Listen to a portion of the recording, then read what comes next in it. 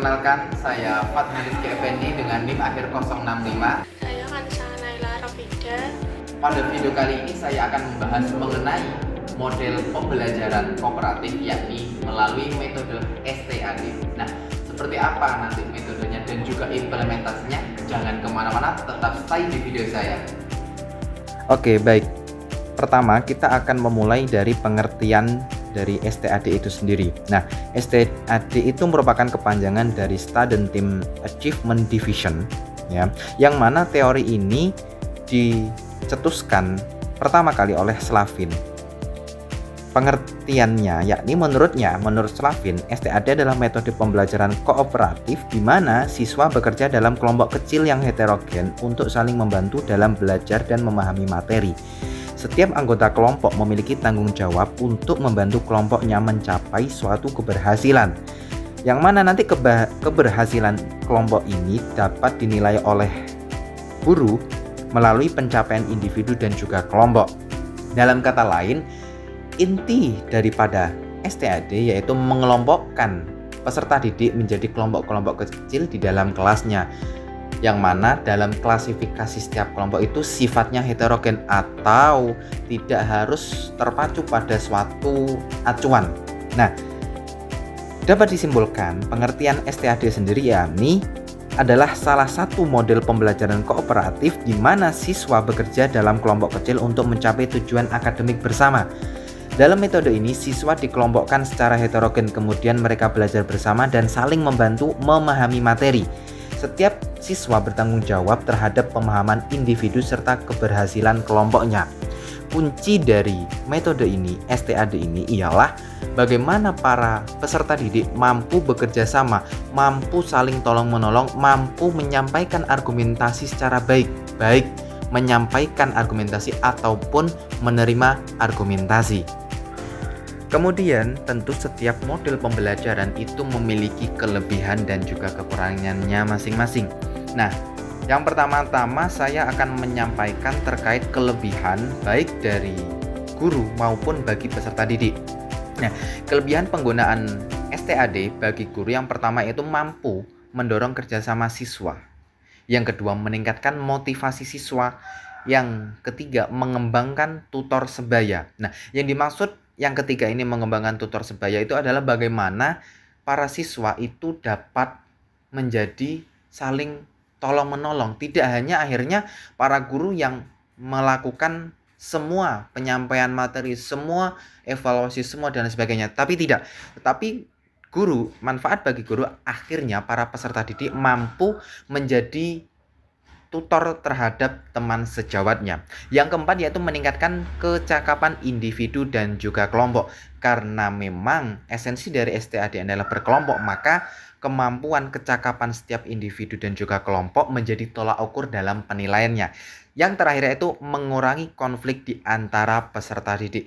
Mengapa dapat dikatakan mengurangi konflik di antara peserta didik? Karena salah satu komponen yang ada di STAD itu adalah mampu menyampaikan argumentasi dan juga menerima argumentasi dari teman-teman yang lainnya. Nah, melalui argumentasi inilah, melalui diskusi seperti inilah akhirnya para peserta didik mampu memahami, bagaimana ketika kita mengeluarkan argumentasi, bagaimana ketika kita mendapatkan argumentasi. Nah, yang selanjutnya itu kelebihan STAD bagi peserta didik.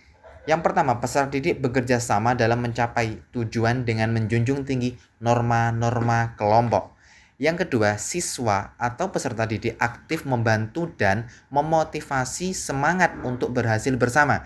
Yang ketiga itu aktif berperan sebagai tutor sebaya untuk lebih meningkatkan keberhasilan kelompok.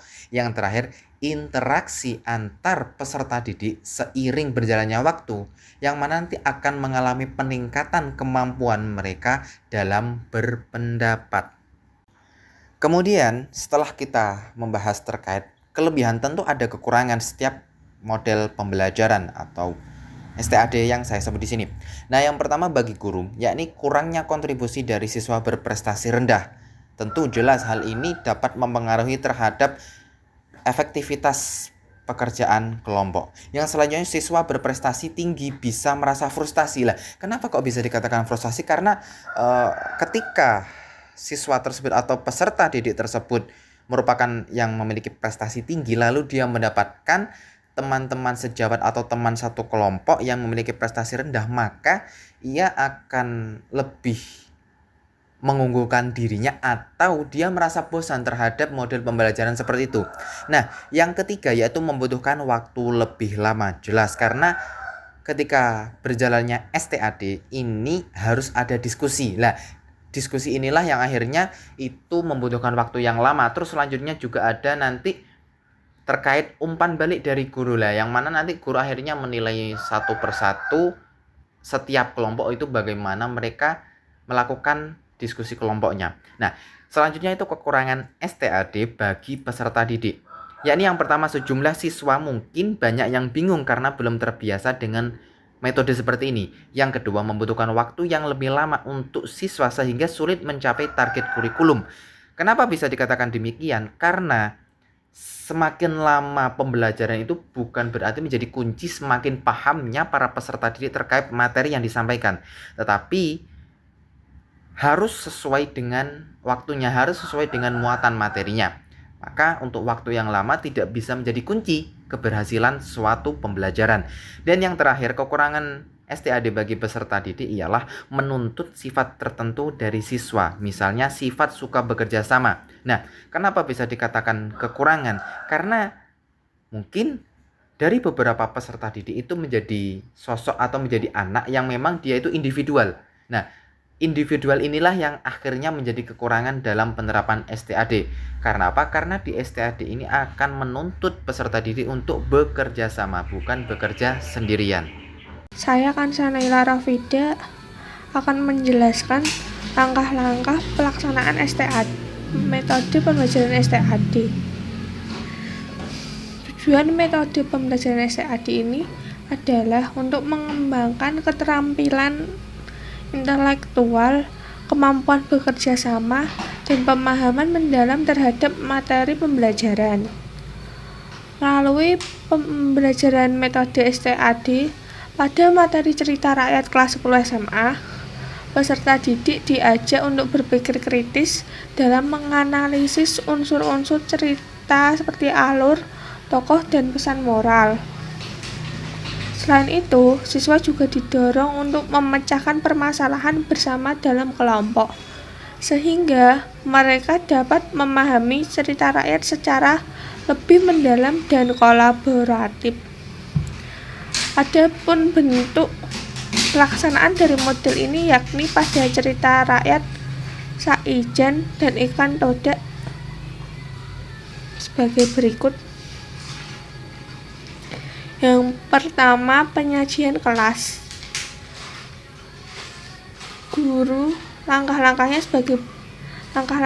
adalah guru membuka pelajaran dengan memperkenalkan cerita rakyat hikayat Saijen dan Ikan Todak. Dilanjutkan dengan menyajikan konsep-konsep utama dari cerita seperti alur cerita, tokoh, latar, dan nilai moral yang terkandung. Peserta didik diminta untuk memperhatikan penjelasan dengan seksama karena akan ada kuis individu yang berhubungan dengan materi ini. Setelah penyajian, guru membagikan teks cerita untuk dipelajari lebih mendalam secara berkelompok. Lalu yang kedua, pembentukan kelompok belajar. Guru membagi peserta didik ke dalam kelompok kecil yang heterogen berdasarkan kemampuan akademik dan jenis kelamin peserta didik. Setiap kelompok terdiri dari 4-5 orang dengan tugas untuk membaca dan mendiskusikan cerita secara bersama-sama. Saat diskusi kelompok, peserta didik diminta untuk menganalisis cerita dan mengidentifikasi pesan moral atau amanat serta unsur intriksi lainnya. Yang ketiga, setelah diskusi berkelompok, guru memberikan tes atau kuis individu untuk mengukur pemahaman peserta didik terhadap cerita yang telah dipelajari. Diharapkan mengerjakan soal kuis dengan sebaik-baiknya karena nilai individu akan mempengaruhi nilai dalam kelompok. Kuis berisi pertanyaan terkait alur cerita, tokoh, pesan moral dalam hikayat Ikan Todak. Yang keempat, pemberian skor peningkatan individu. Setelah kuis selesai, guru memberikan penilaian individu dan membandingkan hasilnya dengan nilai sebelumnya. Sebelum peserta didik diberi skor berdasarkan peningkatan hasil belajarnya, guru memberikan umpan balik tentang performa individu dan kelompok, menekankan pentingnya kerjasama dalam kelompok. Penghargaan kelompok. Kelompok menunjukkan peningkatan terbesar atau performa atau tampilan terbaik yang diberikan penghargaan sebagai motivasi. Penghargaan bisa berupa poin tambahan, pujian, atau hadiah sederhana sebagai apresiasi. Guru memberikan apresiasi kepada semua kelompok terhadap usaha mereka dalam menyelesaikan tugas. Rencana mengajarkan ini menggabungkan model pembelajaran kolaboratif dan kompetitif dalam model STAD untuk memaksimalkan pemahaman peserta didik terhadap materi cerita rakyat. Selain itu, untuk meningkatkan pemahaman individu, model ini berguna untuk melatih peserta didik dalam bekerja sama dan berdiskusi secara kelompok.